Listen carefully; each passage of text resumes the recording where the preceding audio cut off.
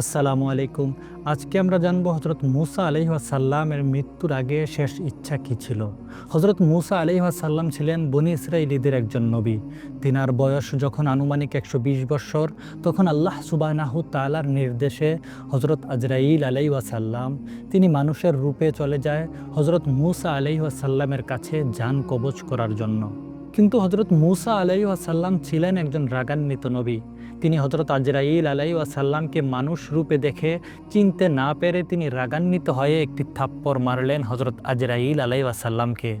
আর এক থাপ্পড়েই আজরাইল আলাইহিস সালামের চোখ বের হয়ে আসে। তখন আজরাইল আলাইহিস সালাম তিনার ক্ষত চোখ নিয়ে ফিরে যায় আল্লাহ সুবহানাহু তাআলার দরবারে এবং বলেন, হে আল্লাহ, আপনি আমাকে এমন এক বান্দার কাছে পাঠিয়েছেন যে কিনা কখনো মৃত্যুবরণ করতে চায় না। তখন আল্লাহ সুবহানাহু তাআলা সেই ফেরেশতার চোখ ঠিক করে দিলেন এবং পুনরায় আবারও হযরত মূসা আলাইহিস সালামের কাছে পাঠালেন আজরাইল আলাইহিস সালামকে।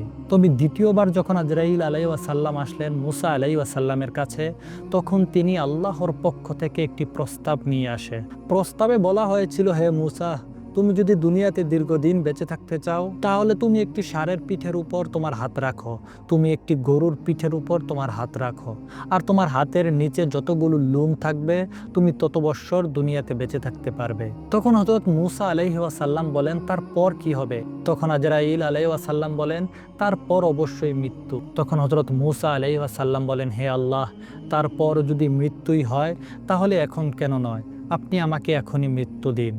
মূসা আলাইহিস সালাম ঠিক তখনই আল্লাহ সুবহানাহু তাআলার দরবারে তিনার শেষ ইচ্ছা পোষণ করেছিল, যেখানে বলা হয়েছিল, হে আল্লাহ, আমার মৃত্যুর পর আমার দাফন যেন পবিত্র ভূমি বাইতুল মুকাদ্দাসে হয়। তবে হযরত মূসা আলাইহিস সালামের কবর মুবারক কোথায় তা কুরআন এবং হাদিসে স্পষ্টভাবে কোনো জায়গা উল্লেখ করা হয়নি। তবে আল্লাহ রাসূল সাল্লাল্লাহু আলাইহি ওয়াসাল্লামের কাছ থেকে একটি হাদিস পাওয়া যায়, যেখানে আল্লাহ রাসূল সাল্লাল্লাহু আলাইহি ওয়াসাল্লাম সাহাবাদেরকে বলতেছিলেন, হযরত মূসা আলাইহিস সালামের কবর মুবারক হচ্ছে বাইতুল মুকাদ্দাসের নিকটবর্তী কোনো একটি লাল পাহাড়ের কাছে, কোনো একটি লাল টিলার সাথে। তবে আল্লাহ রাসূল সাল্লাল্লাহু আলাইহি ওয়াসাল্লাম আরো বলেন, আমি যদি সেখানে থাকতাম তাহলে তোমাদেরকে দেখিয়ে দিতে পারতাম। হাদিস শরীফে আল্লাহ রাসূল সাল্লাল্লাহু আলাইহি ওয়াসাল্লামের এই হাদিসটি ব্যতীত আর কোনো হাদিস নেই যেখানে হযরত মূসা আলাইহিস সালামের কবর সম্পর্কে কোনো কিছু উল্লেখ আছে স্পষ্টভাবে।